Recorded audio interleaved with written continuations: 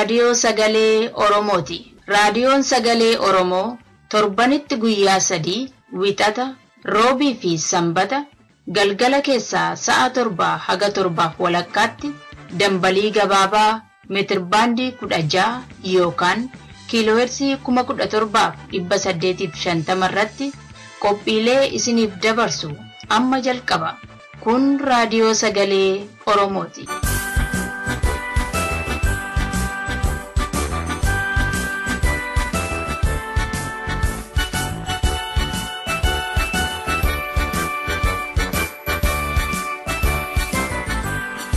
Akkam jirtan dhaggeeffattoota keenya kabajamoo, nagaan keenya bakka jirtanitti isin haa ga'u. Har'a guyyaan muddee 1 bara 2014.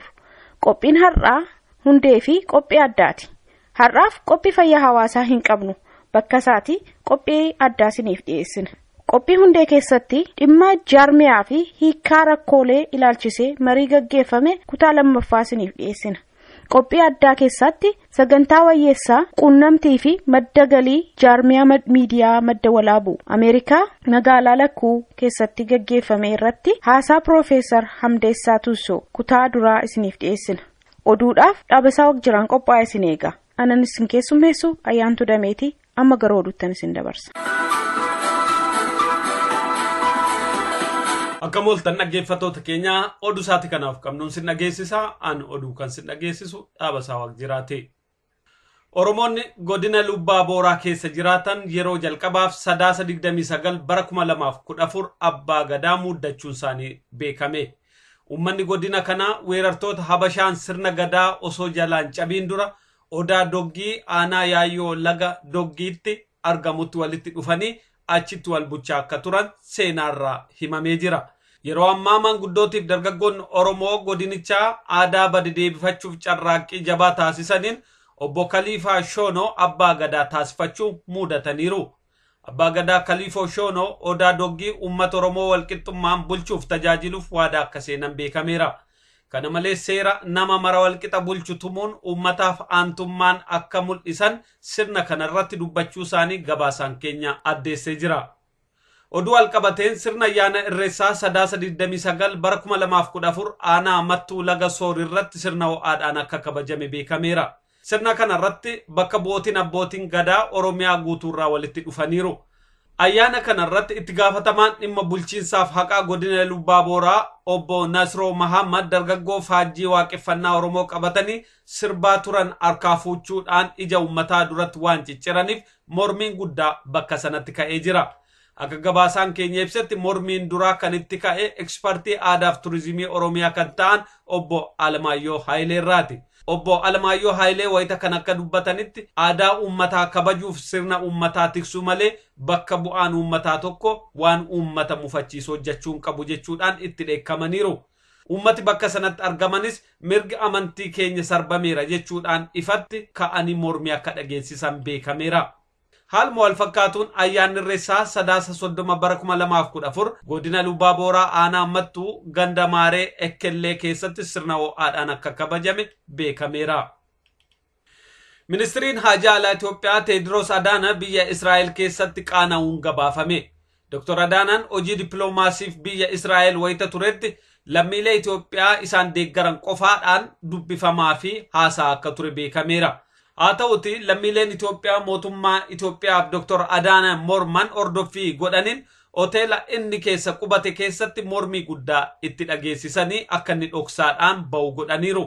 Gabaasaan karaa fuula hawaas qunnamtii 29 gadhiifame kun akka mul'isutti Dr. Adaanaan poolisiin eegame gara konkolaataatti yeroo geeffamu mul'ata. Mormitoota achitti argaman kunneen akka jedhanitti mootummaan Itoophiyaas ta'ee jiloonni mootummaa Itoophiyaa kan nama fixan dhukkuba Ebolaati.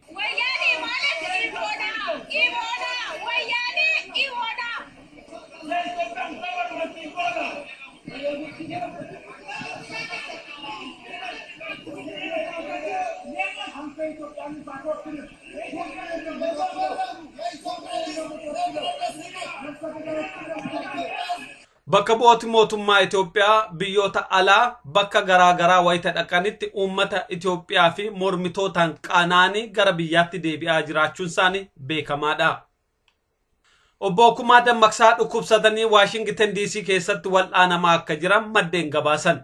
Obbo Kumaa Dammaqsaa dhukkubsachuun hospitaala Ameerikaa Washington DC keessatti yaalamaa akka jiran kan ibsan maddeen keenya yeroo ammaa kana dhukkubsachuun obbo Kumaa dhoksaadhaan akka qabame beekameera. Akka maddi oduu kun ibsutti dhukkubsachuun obbo Kumaa kun hedduu cimaa waan ta'eef harka guddaa fayyuudhaaf hin jiranii jedha. Obbo Kumaa Dammaqsaa kanaan duras dhukkubsatanii biyya Jarmanitti wal'aanamanii kan wayyaa'an ture. Yeroo dhiyoo asittis dhukkubni kun itti deddeebi'aa akka isaan rakkisaa ture keessa beektonni raadiyoo sagalee Oromoof himaniiru. Obbo Kumaan dhiyeenya ambaasaaddara ta'anii Ugaandaatti akka muudaman kan ibsame yoo ta'u, haala kanatti immoo obbo Kumaan akka hin gammanne keessa beektonni dubbataniiru. Obbo Kumaa Dammaqsaa loltoota dargii bara 1970 keessa Eertiraa keessatti Shaabiyaan booji'amanii gara adda bilisummaa wayyaanee Tigraayitti dabarfamanii achiin OPDO uumuudhaan sirnichaa fi OPDO'dhaaf amanamaa ta'uudhaan haga yoonaatti tajaajilaa jiran ta'uun beekamaadha. Dhumarrattis sagantaan jaarmiyaa miidiyaa madda walaabuu qunnamtii wayyeessuuf madda galii argamsiisuuf Minisootaatti gaggeeffame milkaa'uun gabaafame. Gabaasaan keenya akka ibsetti sirna kanarratti gaafatamaan jaarmiyaa miidiyaa madda walaabuu obbo Aliyyi Galatoo akkaataa bu'uureeffama jaarmichaa ibsa kennaniiru. Maaf wanti kun barbaachise ka jedhuufi hawaasa keenya keessa hawaasni keenya hawaasa baay'ee guddaa saba guddaa miliyoona 40 jedhanii hin beeku 50 illee ta'uu mala ammatti ummanni hagana ga'u kuni akkuma bishaan keessa shaaqxali yoo buusanii shaayi jedhaniin sani ummata kana keessa waan xiqqoolee yoo buufte ummanni kun waan biraa ta'a.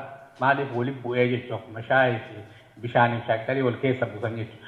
Rakkoo akkasii ummata keenya akka hin mudanne ammoo communication yookaan ammoo walqunnamtii ummataa kuni akka diriiree qulqullaa'ee bifa tokkoon deemuu danda'u miidiyaa nu barbaachisa. Uummanni Oromoo kun kulee adda addaatiin waan faca'eef miidiyaa nu barbaachisa kan jedhu rakkoo hawaasa keenya keessa jirtu qunnamtii sana furuuf irratti jalqabne. Akkasumas sagantaa kanarratti Profeesar Amdeessaa Tuusoo argamuun haasaa galateeffannaa fi jajjabinaa kan dhugaa fi miiraan guutame dhageessanii jiru.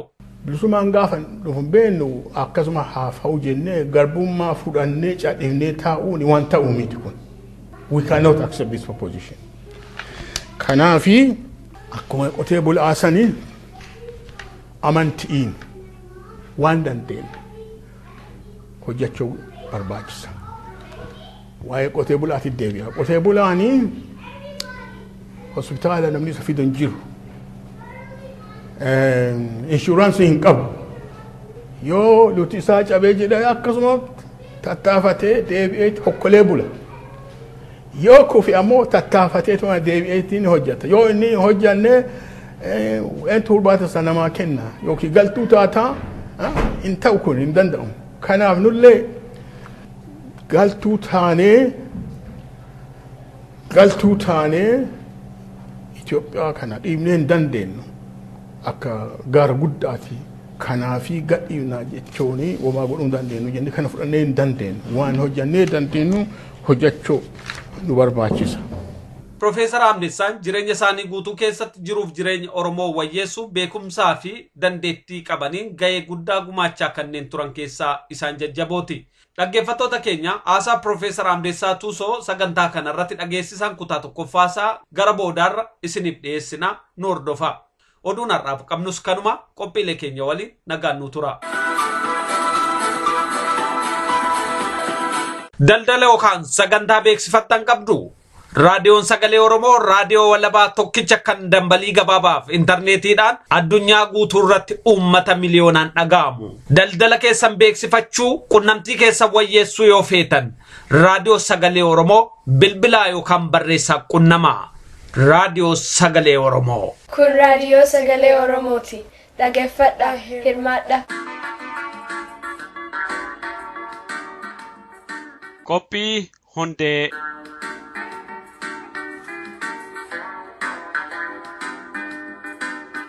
Oromoon jaarmiyaa yookaan immoo dhaabbilee siyaasaa, hawaasummaa, kan dinagdee, kan amantaa hedduu qaba keessattuu biyya alaatti.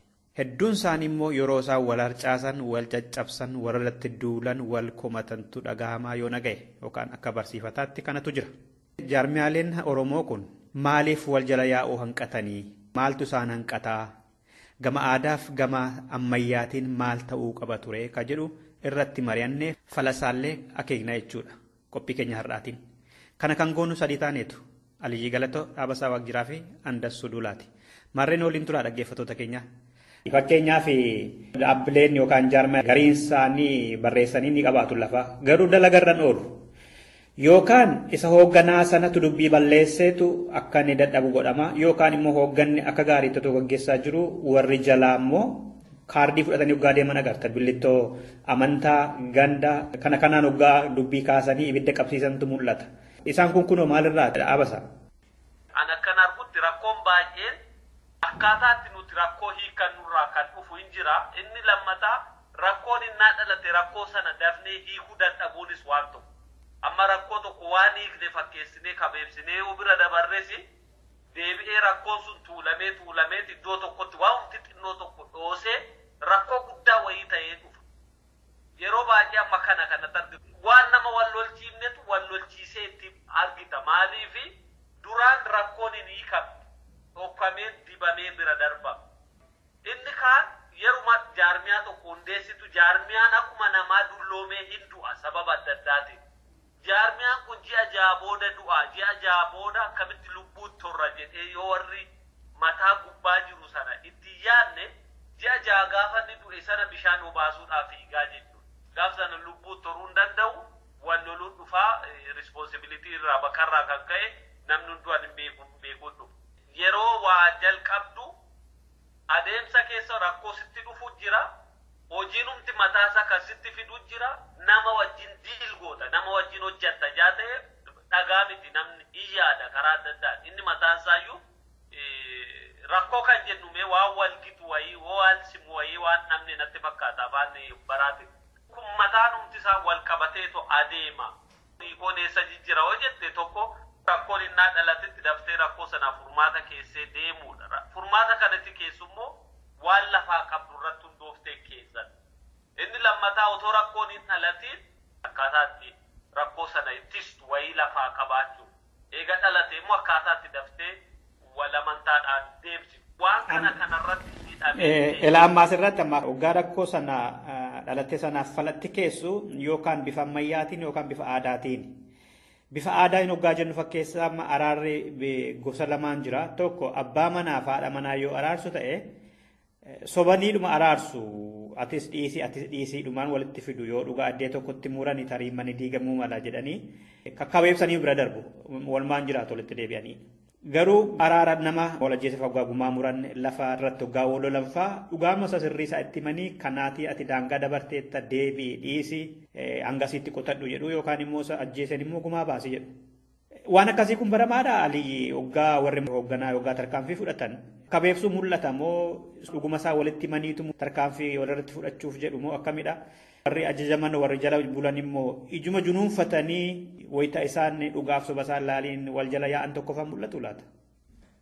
Wanti kunneen waan bakka tokko dhaabateeru miti maaliif hajaa ummataatii fi waa harkaa isa qabu irratti qaba jechuudha. Amma rakkoo yeroo furan waa araaraa kana akka sadiif furan tokko waan amma reconciliation yookiin araara yaaniiti.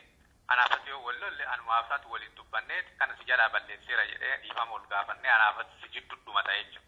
Kun ammoo waan amma mediation jedhan. Mediationiin kun jaarsa kama biyya keenya jedhanii namni lamaa yookiin ammoo gosti lamaa yookiin ammoo organizationii lamaa yeroo wal dhabu namni sadaffaa dhufeeti rakkoo akkanaatti jira jedhaniiti namni sadaffaa kun laalee rakkoo san furaa jechuudha. Ka sadaffaa amma waan amma resolution jedhanii waan akka kunoo yeroo waa balleessitu biyya faranjii kanatti poolisiin farka siidhee deemu kana manni murtii waa ofirra murteessu kana waan amma kun durii bakka irraa dhufe ulee gosaa jedhaniiti yoo ati waa balleessite gosti kan keessi qabee si adaba jechuudha.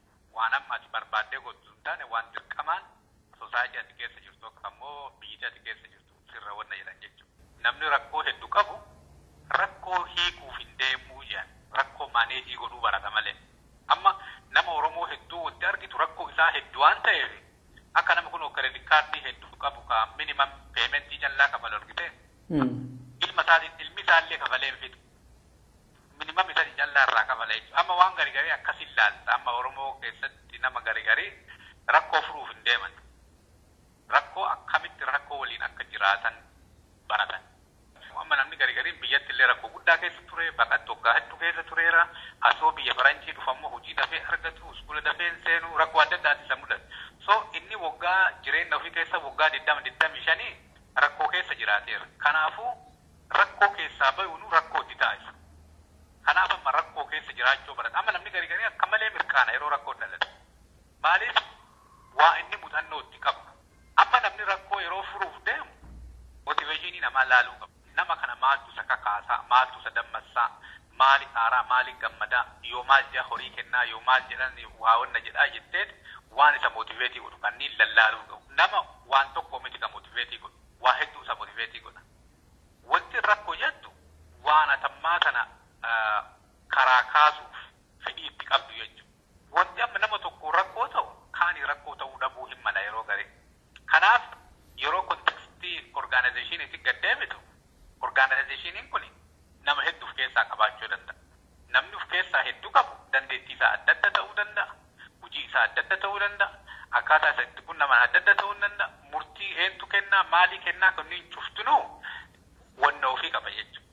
Akka rakkoo kennaatiif bakka irraa dhufneef risoorsii nu qabnu kanaa yoo waliin beekitu akka gaarii jirran akka malee akka gaarii jirra. Sosaayitii biraatiin waliin yeroo beekitu namni Oromoon akkana taatee dadhabdee maalii jaa jedhani malee we are doing well akka Oromootitti. Rakkinna nu qabnuuf risoorsii nu qabnuuf kanneen yoo waliin beekitee carraa waan namni rakkoo kana furuuf. Amma rakkinni warruma barate jedhamanitu hoggaa hoogganatti bahanii dubbiin wayita babbadu agarta. Rakkinni isa hoogganu sanas ta'uu mala, ta'uus dhiisuu ni mala, warra hoogganamus ta'uu ni mala. Namni barate hedduu miti. Warri barate jaanillee warra kwaalifikeeshinii qabu. Warra amma rakkoo harkaanu qabu furuu miti namni baay'ee. Ufiifuu rakkoo keessa jira namni baay'ee. Ofiituu furachuu dadhabee. Addunyaan namoota xiqqoo qabdi nama barateeru. Kanaaf addunyaan wal fixaa wanti. Ganama galgala wanti wal fixanii bakka amma waraqaa tokko irra dubbise. Namni amma baachileerii dalageeru piresentii 9 addunyaarra. Namni piresentii 91 lama levelii baachileerii illee hin qabne jechuudha. Nasa salii namni baachileerii qabu martuu waa beeka jechuudha. Yookaan namni baachileerii hin qabne waan beeku jechuudha.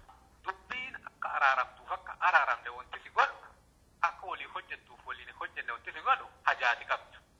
Namni hajaa bifa tokkoo qabu walajjeesee illee araarama. Namni hajaa bifa tokkoo hin qabne telefoonaa illee adda baha. Dubbiin amma hajaan inni harkaa isa qabdu sun hajaa jabdoo taate innaa madaa rakkoo. Rakkoo yoo furuu barbaachisaa ta'e rakkoo furuun beeku lafuma jira. Amma rakkoo Oromoo akkamiin furamaa? Rakkoo isaa maal barbaachisaa? Kun amma waan hagas mara nama rakkisaati. Fakkeenyaaf amma namni borsaa gurraacha baatee deemaa jennu. Borsaa sana keessa ani inni beeksifatu wanti tokkodha jedha. Keessa isaa akka jiru garuu ka biraadha. Namoonni immoo ulaagaalee dhaabni sun hundeeffamee yookaan lafa kaawwatee jiru sanarratti hundaa'anii borsaa sana biratti qacaramuuf deeman yookaan waliin dalaguuf deemanii keessa borsichi wayita banamu kan argan immoo an biraa ta'a. Waan nuti haasofnu kun dhaabbilee tokko tokkotti dhugaa ta'a tokko tokkotti illee dalagnee jira. Nuti walumaa galattidha kan tuttuqaa jiru dhimma Oromoo keessa wanta darbee waan jiruufidha. Kanaaf wayita maqaan itti kennamee fi kaayyoon itti dhaabbatan waraqaarra kan jiruu fi kan godhamu argamu immoo adda adda ta'ee wayita mul'atu jira dhaabasa. Dhaggeeffattoota keenya mariin keenya hin xumuramne roobii walitti deebina. Kanarraa kanumaan xumureerra nagaatti.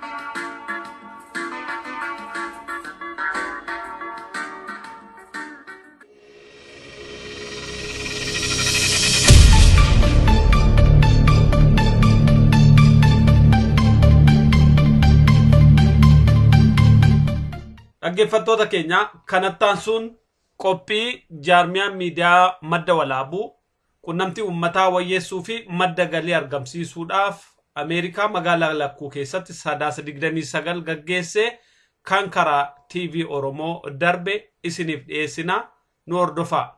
Qophii kana walitti aansineetu isiniif dhiyeessina rakkutaa tokkoffaa isiniif dhiyeessina. Waamicha reediyoo miidiyaa madda walaabuu yookaan Madda Walaabuu Media Foundation dhageettanii sagantaa yookaan programma gumaataatiif yookaan fundraisingif waan dhuftaniif hundumti keessanuu ulfaadhaa isiniin jenna. Iyyee barri nagaa bariin nagaa ooliin nagaa bultiin nagaa waaqa nu nageessi nagaa nu guutu boru waagaa waayyuu kaagaan bariiti kaaganaan bokkuu gurraacha yaammatu siyaammannee nu dhaga'i tokko nu tolchi ka tokko taane gargar nu hin baasin yaa waaqa waan nuti herregannee irratti nu yaaman kan nu milkoomsi wanni kun jecha warra afaan ifiitiin dabarfatu ka gurra fiitiin dhaga'u kana waan taateef ilaa gurra nu banii afaan nu banii dhugaa nu dubbisi tokko nu tolchi waan amma ar'a silaa lafaan geenna jedhan kana lafaan gayi tokko nu tolchi jennaa waaqa akkas kadhannaa yaa waaqa nu dhaga'i. Kabraa waan Profeesar Hamdeessaa waan xiqqoo mo'ii jechuu barbaada wanni xiqqoo aan jechuu barbaadu ani nama uggee nama guddaan maqaa waamuu miti. Haa taatu isarraa waan guddaa baradhee waggaa tokko na fixe jechuun waggaa tokko 2003 isarraa babbarataatuma dhufee amman uggaa kanaaf qajeelama maqaanii yoo waamame jaalata Profeesar Hamdeessaan gabaabamatti. Profeesar Hamdeessaatu soo gara ofofoo akka dhuftu kabajaan si affeera.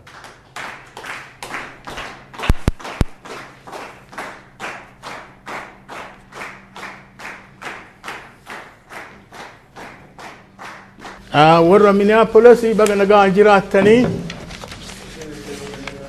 baga nagaan jiraattanii ammallee inuma jira kuno waa'ee Oromoo kan ammallee inuma tattaafadha akka na fakkaatutti waan Oromoo hajaa natti fa'ee fixatee jiru natti fakkaata kuno amma deebi'ee dhufe warra Minneapolis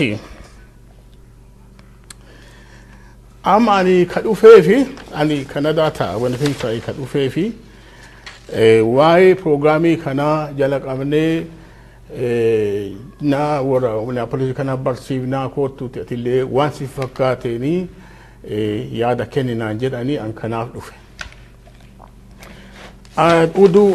Waan dhufeef kana hin dubbanne xinnoo waan amma dura hojjetame ka beeku gara waggaa 50 olii ka beeku. Nama baay'ee ka hundi ofiitti balleessee qabsoo Oromootitti hojjete. Nama baay'ee na ofii balleessee ka Oromootitti hojjete. Nama baay'ee argean. Namni kunniin nallee hin gargaaran. Ani akka danda'ee ba'aa kiyya baadhadhee qabsoo Oromoodhaatti akka hojjete.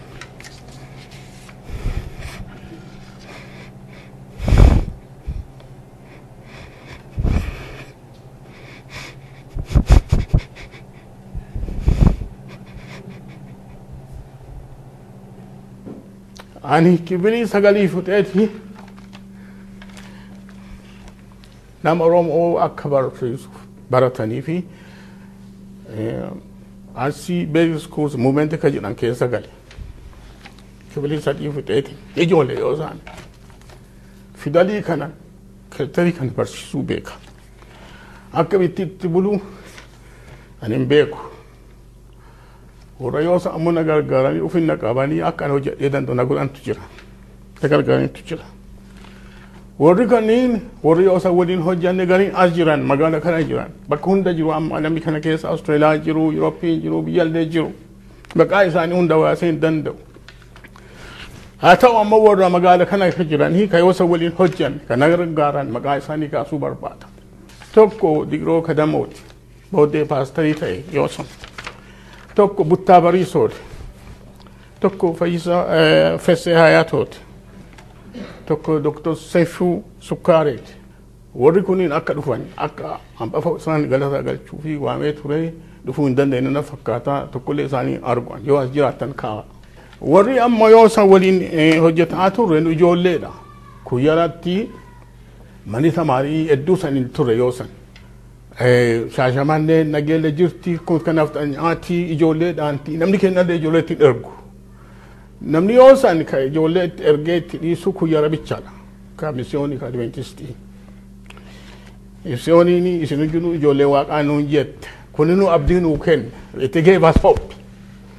manni misiyoonis nuuf hin dhaabanne duri warra Itaaliyaanii dhaabe mana san booddee ijoolleen Amaaraa fuudhaniiti warra naftanyaa after Italian war fuudhaniiti ijoollee 150 makiinaa fe'anii loorii fe'anii achi fidan achi ammoo misiyooniin irraa fudhatte itti bulchuuf nu ammoo warri biyyaa dhadheetuma itti buune nullee waamu dhadheetuma itti buune nullee as jirraa nu barsiisaa jenneen jala qabne oduma akkana jirru ammoo warri naftanyaa warri qeesii nageelle shaashamannee adaamii tullu warri naftanyaa warri qeesii warra biyya san bulchu warra daaggizaat walgaaniiti Haayilasillaasee bira dhaqan jaanoo jedhaniini mana tamaarii kana cufi jedhaniini maaliif cufanaa jennaani paatolikii barsiisuu jedhan paatolik jechuun kaatolik jechuudha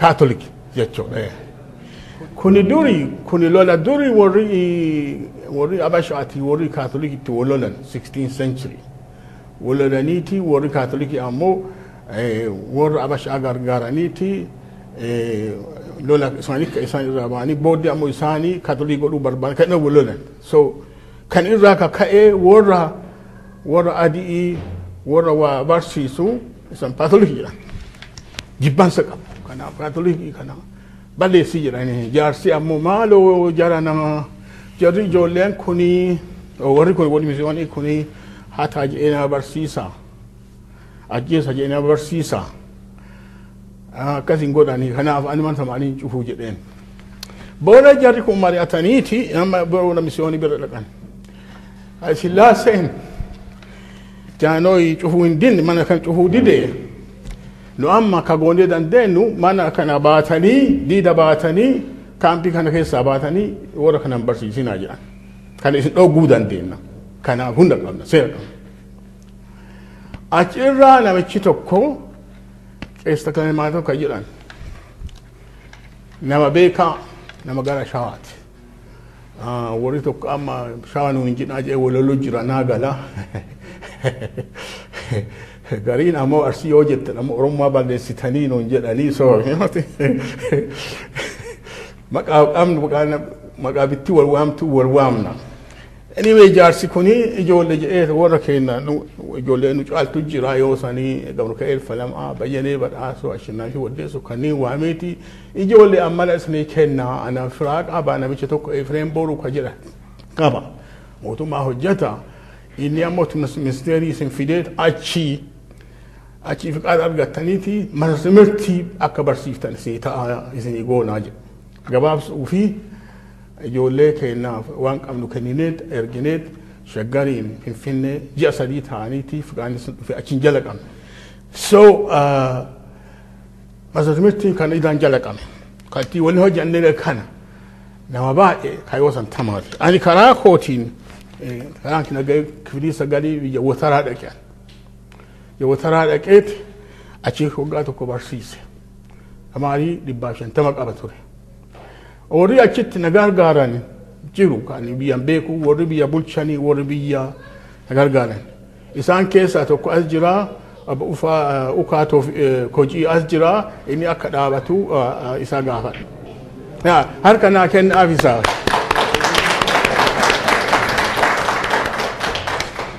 kobboleessi isaa hangafaa tufaa kojii jira nama jaba nama beeka kamana tamaaris achi dhaabatu ka godhe tokko isa kaibaa ammoo badhaasoo falama nama jaba nama beeka jarri kun ammoo ukaanii fi badhaasollee ammoo nu waliin ijoollee akka tamaarii kenna waliin tamaaran yoo san achitti ammoo nu balchanii nu gargaaranii achi kana nu godhan ijoolleen badhaasoo falama as jirti tokkollee galgalu kuno